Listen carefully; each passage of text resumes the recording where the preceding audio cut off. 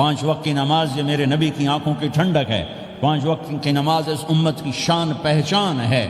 اور اللہ تعالیٰ نے پہلی امتوں پر اتنی بڑی مشقت ڈالی کہ ان کی نماز مسجد کے علاوہ کہیں نہیں ہوتی تھی، مسجد میں ہی ہوتی تھی۔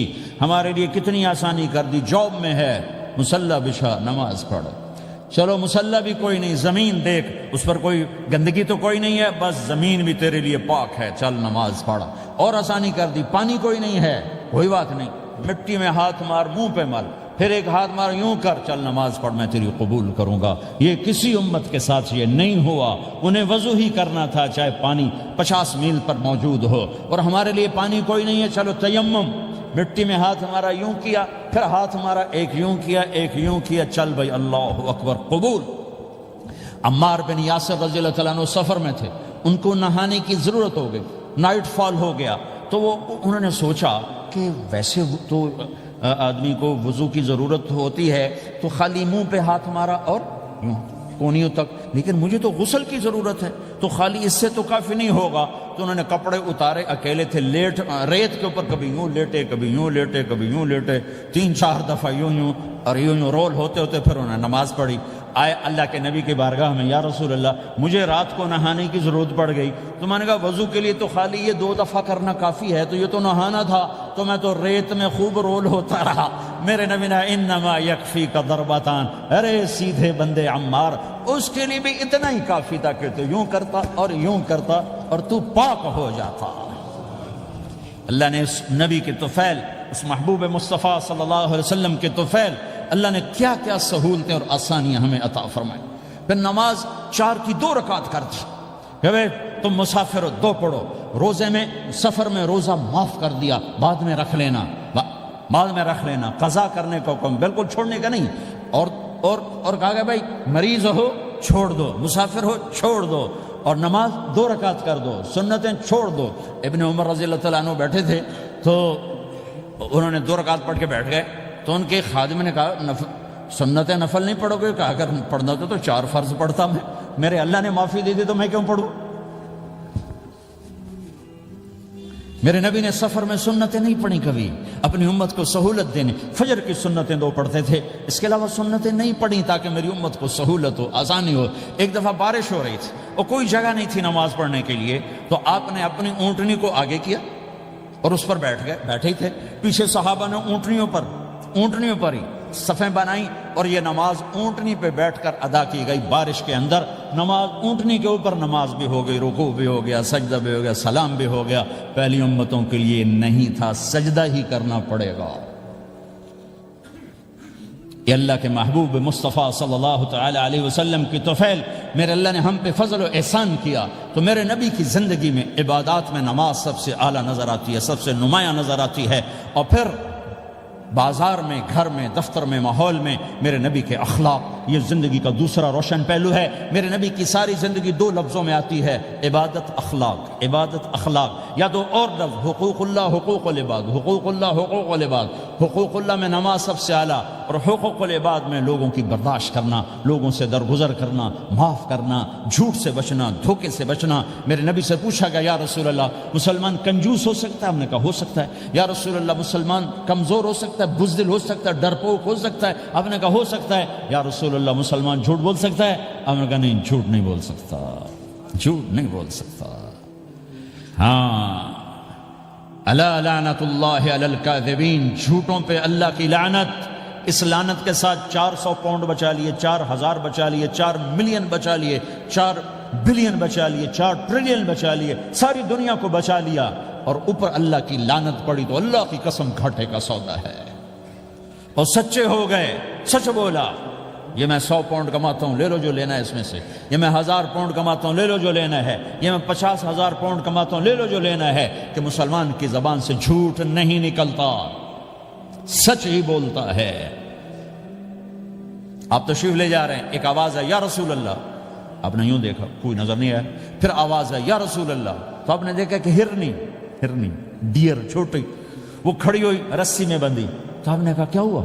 کہا جی آپ کا صحابی مجھے پکڑ کے لایا ہے، میرے چھوٹے چھوٹے بچے بھوک سے رو رہے ہوں گے، آپ مجھے چھوڑ دیں، میں بچوں کو دودھ پلا کے واپس آ جاتا، مجھے پتا ہے میرے اللہ کی تقدیر میرے بارے میں کیا ہے۔ تو آپ نے کہا اگر تو واپس نہ آئی تو پھر تو اس نے کہا مجھے اللہ جہنم میں ڈال دے۔ آپ نے اس کی رسی کھول دی، خود وہیں بیٹھ گئے۔ اس نے دوڑ لگائی اور پہاڑوں میں گم ہو کے تھوڑی دیر کے بعد وہ دوڑتی ہوئی آئی اور آ کے سر یا رسول اللہ میں حاضر ہو جاؤں۔ تو آپ نے اس کو باندھ کے وہیں آپ بیٹھ گئے نہیں۔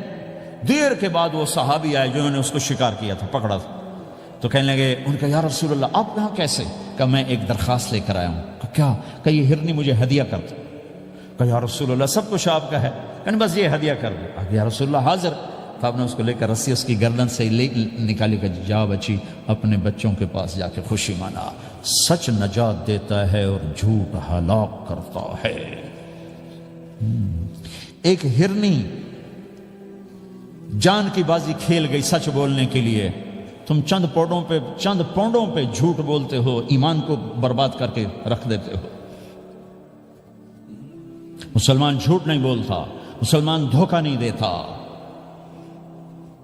مسلمان کی زبان سے سخت بول نہیں نکلتا، کسی کو بے عزت نہیں کرتا، کسی کو کی بے اکرامی نہیں کرتا، کسی کا دل نہیں توڑتا، کسی کو ذلیل نہیں کرتا، خود سہتا ہے، اوروں کو خوشیاں دیتا ہے، خود دکھ سہتا ہے، اوروں کو راحت دیتا ہے، خود تکلیف سہتا ہے۔ یہ میرے نبی کے اخلاق ہیں، یہ میرے نبی کی زندگی ہے، اور یہ اسلام کا سب سے بڑا چیپٹر ہے، وہ سب سے مشکل چیپٹر ہے۔ جب میرے نبی نے لمبی نمازیں پڑھی تو اللہ نے روک دیا کہ میرے حبیب ما انزلنا علیک القرآن لتشقى، اتنی لمبی نماز نہ پڑھ کے تو تھک جائے۔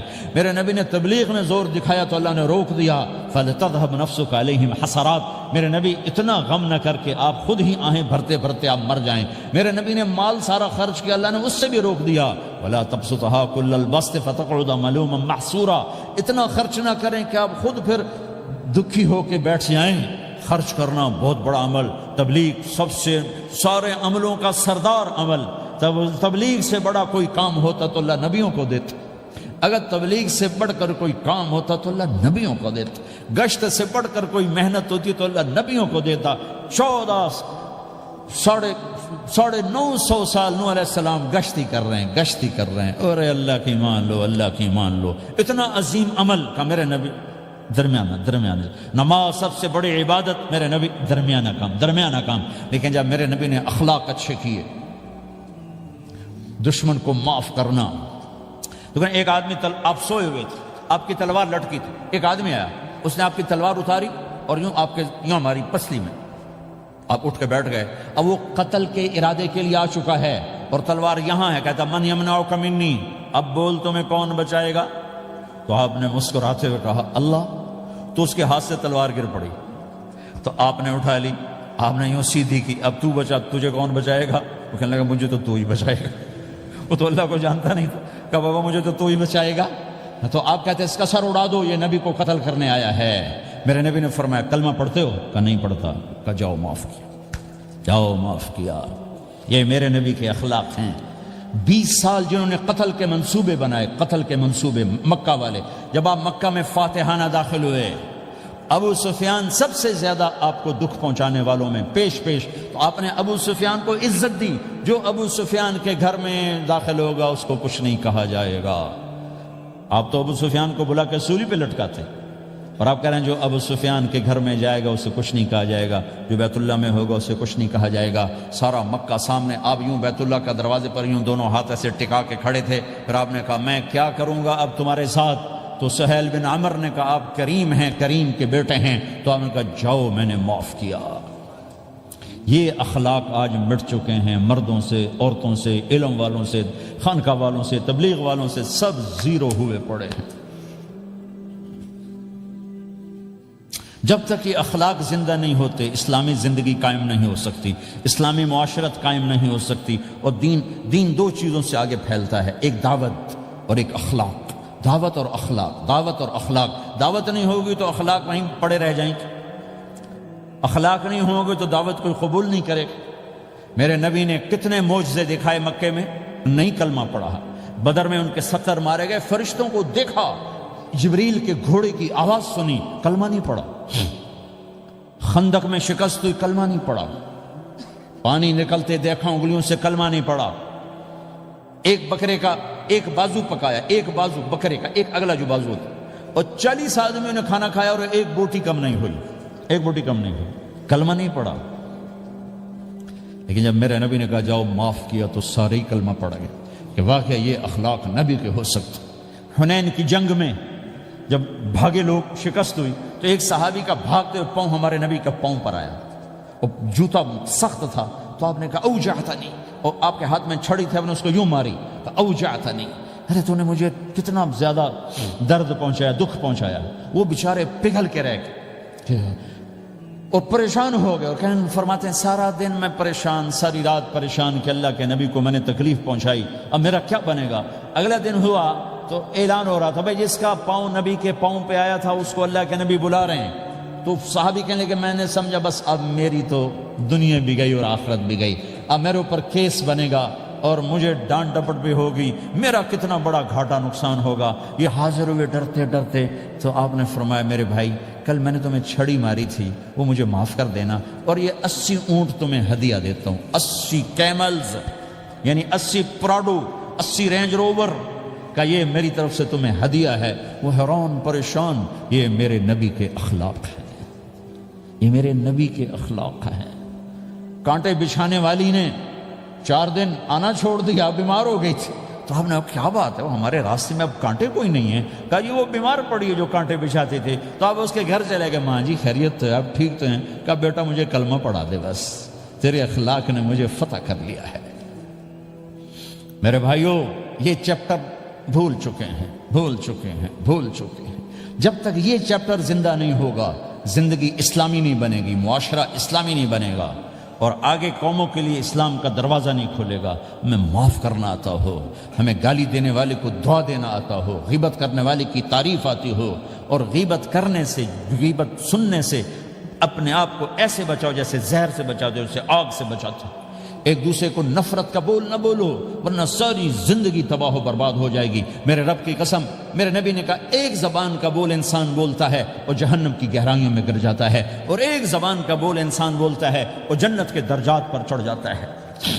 یہ زبان بہت طاقتور چیز ہے، میں ہر بیان میں اس کو دہرا رہا ہوں کہ جتنا یہ عمل ختم ہو چکا ہے اتنا کوئی عمل بھی نہیں ختم ہوا ہے۔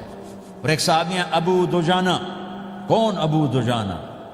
السابقون الاولون من المہاجرین والانصار، اس میں پہلی صف کے صحابہ۔ کون ابو دجانہ؟ جب آپ حج پر گئے تو اپنی جگہ مدینے کا امیر ابو دجانہ کو بنایا۔ ابو دجانہ حج میں شریک نہیں ہوئے کہ آپ نے اپنی جگہ ان کو اپنا نائب بنا کے وہاں کھڑا فرمایا ابو دجانہ میری جگہ پر مدینے کا امیر ہے، یہ وہ ابو دجانہ ہیں۔ کون ابو دجانہ؟ جو جنگ بدر سے لے کر آخری حج تک ہر سفر میں شریک ہیں، ہر سفر میں شریک ہیں۔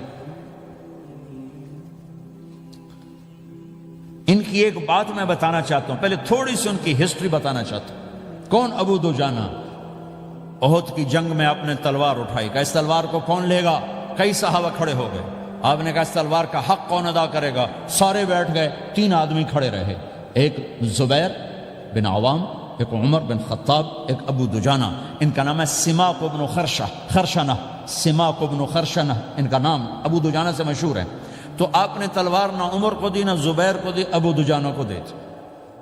تو عمر رضی اللہ عنہ نے تو محسوس نہیں کیا، حضرت زبیر نے محسوس کیا کہ اس کو کیوں دی، مجھے کیوں نہیں دی؟ میں مہاجرین میں سے ہوں، میں پھوپھی کا بیٹا ہوں، میں اس سے دلیری میں کم نہیں ہوں۔ بلکہ حضرت زبیر کی دلیری کی تو دھک تھی، جدھر سلوار چلتی تھی کاٹتی چلی جاتی تھی، کہنے کہ میں دیکھوں گا یہ کیا کرتا ہے۔ تو ابو دجانہ کے پیچھے پیچھے زبیر ہو لیے۔ تو ابو دجانہ نے جو حملہ کیا تو 3000 کا لشکر تھا، اس کو چیر کے پار نکل کے، پورے لشکر کو کاٹ کے پار نکل کے، اور آگے عورتیں کھڑی تھیں جو مکے کے لشکر کو تیار کر رہی تھیں۔ نحن بنات طارقی نمشی علی النمارقی مشی القتل بوارقی المسک فی المخالقی المسک فی المفارقی والدر فی المخالقی ان تقبلوا نعانقی وتدبروا نفارقی فراق غیر وامقی۔ یہ گانا گا رہی تھیں اور ان کو تیار کر رہی تھیں۔ تو جب ابو دجانہ کی تلوار نظر آئی تو سب بھاگی، ہندا پکڑی گئی، تو آپ نے یوں اپنی تلوار ہندا کے سر پر رکھی، انہوں نے چیخ ماری، تلوار ہٹا لی۔ تو زبیر پیچھے پیچھے کہ کیا کیا ہے؟ جنگ میں اگر کوئی عورت حصہ لے اسے مارنا جائز ہے، ویسے جائز نہیں ہے، عورت کو، بچے کو، بوڑھے کو ہاتھ لگانا جائز نہیں ہے۔ تو انہوں نے کہا تلوار کیوں نہیں چلائی؟ کہا میرے محبوب کی تلوار ہے، عورت کے خون سے رنگین کر کے اس کی شان نہیں گھٹانا چاہتا، یہ میرے نبی کی تلوار۔ پھر واپس ہوئے، پھر اٹیک کیا اور پھر مجمع کو چیر دیا۔ سامنے ایک آدمی آ رہا تھا ہاتھی کی طرح، اتنا لمبا موٹا تازہ، تو زبیر کہنے لگے میرے جی میں آیا کبھی اس کی ٹکر ہونا پھر میں دیکھوں ابو دجانہ کیا چیز ہے۔ تو اللہ کا کرنا ایسا ہوا ابو دجانہ دونوں آمنے سامنے ہو گئے، تو وہ ایسے شاہ سوار تھے کہ دونوں طرف کے لشکر ذرا تھم گئے اور وہ دونوں بھڑ گئے۔ ابو دجانہ کے اپنے جوہر، اس پہلوان کے اپنے جوہر، غبار اٹھا، مٹی اٹھی، اور اس کی اپنی طاقت، ان کی اپنی طاقت، انہوں نے ابو دجانہ کو اس نے زخمی کر دیا۔ ابو دجانہ نے جو جوش میں آ کے ماری تلوار، اس کو لگی یہاں، تو اتنی طاقت سے لگی کہ اس کے نیچے اتر کر 2 ٹکڑوں میں تقسیم کر دی۔ یوں ماری تو ایک حصہ ادھر ایک حصہ، پھر یوں دیکھا اور اپنے چہرے سے لوہے کی ٹوپی اتاری، وما ترى انا ابو دجانہ، کیا دیکھ رہے ہو؟ میں ہوں ابو دجانہ، تلوار صحیح لی ہے میں نے، غلط نہیں لی۔ یہ ابو دجانہ ہیں۔ اور جب شکست ہو گئی احد کی جنگ میں، اور پھر 10-12 آدمیوں نے آپ کو گھیرے میں لیا ہوا تھا، ان میں ایک ابو بکر تھے، عمر تھے، علی تھے، طلحہ تھے، زبیر تھے، سعد بن ابی وقاص تھے، اور سہل بن حنیف تھے، عبادہ قتادہ بن نعمان تھے، اور ابو دجانہ تھے رضی اللہ تعالی عنہم۔ ان میں سے ایک ابو دجانہ بھی تھے، اور یمامہ کی جنگ میں ابو دجانہ شہید ہوئے، یمامہ کی جنگ میں شہید ہوئے۔ یہ ابو دجانہ کی تھوڑی سی سیرت آپ کے سامنے آئی ہے۔ اس کے بعد اب آپ ان کے قول کو سنو تاکہ اس کا وزن آپ کے سامنے آئے۔ یہ بدر کے شریک ہیں، اللہ کے نبی نے کہا بدر کا صحابی جو مرضی کرے بخشا گیا۔ یہ صلح حدیبیہ کے شریک ہیں، اللہ نے قرآن میں کہا لقد رضی اللہ، میں ان سے راضی ہو گیا۔ یہ صحابی ہیں، اللہ نے کہا کلا وعد اللہ الحسنی، اے میرا نبی تیرے ہر صحابی کے لیے جنت کا وعدہ ہے۔ اور اب یہ کیا کہتے ہیں؟ یہ کیا کہتے ہیں لوگو؟ ان ارجع عملی عند، لوگو میرے پاس، ابو دجانہ میرے پاس بخشش کا سب سے بڑا عمل جانتے ہو کیا ہے؟ بدر نہیں، احد نہیں، حدیبیہ نہیں، خندق نہیں، خیبر نہیں، فتح مکہ نہیں، آخری حج نہیں۔ کیا ہے؟ کیا ہے لوگو؟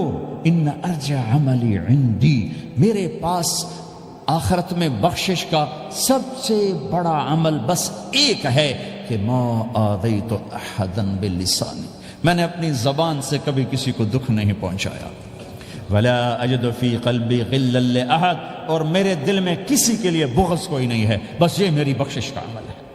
تو بھائیو، نبی کے اخلاق میں 2 چیزیں لے لو، ایک زبان سے کسی کو دکھ نہ دو، ایک دل میں کسی کا بغض نہ رکھو۔ اللہ کی قسم بغیر حساب کتاب کے جنت میں جاؤ گے۔ بڑے بڑے جنید بغدادی اور بڑے بڑے معرفت والے تمہیں دیکھتے رہ جائیں گے، تمہاری رفتار اتنی تیز ہوگی کہ تمہیں وہی پکڑ سکے گا جس کا یہ 2 عمل تم سے زیادہ اچھا ہوگا۔ جس روڈ پہ رش ہوتا آپ وہاں سے گاڑی ہٹا لیتے ہو، ادھر نہیں جانا، ادھر رش ہے، وہ سائن وغیرہ آپ کو آ جاتے ہیں کہ ادھر بلاک ہے، ادھر نہیں جانا، ادھر جانا ہے۔ تو جہاں روڈ پہ رش ہوتا ہے تو قیمتی سے قیمتی گاڑی کی رفتار بھی آہستہ ہو جاتی ہے، اور جہاں روڈ خالی ہوتا ہے تو پرانی گاڑی بھی بھاگے جا رہی ہوتی۔ ہمارے یہاں پرانی گاڑی ہوتی ہے نا، پرانی بسوں کے پیچھے لکھا ہوتا ہے نہ انجن کی خوبی نہ ڈرائیور کا کمال، خدا کے سہارے چلی جا رہی ہے۔ اور جس کے پاس ایسی گاڑی ہو، نہ انجن کی خوبی نہ ڈرائیور کا کمال، تو اگر اس کو روڈ خالی مل جائے تو وہ تو مرسیڈیز والے سے پہلے پہنچے گا، رینج روور والے سے پہلے پہنچے گا، بینٹلی والے سے پہلے پہنچے گا، رولز رائس والے سے پہلے پہنچے گا، جو وہ تو پھنسی کھڑی اور اس کا روڈ ہی خالی ہے۔ تو میرے بھائیو، یہ میں ایک مثال دیتا ہوں، عبادات کی روڈ پہ بہت رش ہے، نمازی بے شمار ہیں، روزے دار بے شمار ہیں، عمرے والے بے شمار ہیں، حج والے بے شمار ہیں، اور تہجد گزار بے شمار ہیں، علماء بے شمار ہیں، حافظ بے شمار ہیں، ذکر والے بے شمار ہیں، بہت رش ہے، تبلیغ والے بے شمار ہیں، لیکن جو اخلاق والا روڈ ہے نا، یہ خالی پڑا ہے۔ اس پہ موٹر زوکی پہ چڑھ کے آ جاؤ تو سب سے آگے نکل جاؤ، سائیکل پہ چڑھ کے آ جاؤ تو سب سے آگے نکل جاؤ، کہ روڈ ہی خالی ہے، اخلاق کا روڈ خالی ہے۔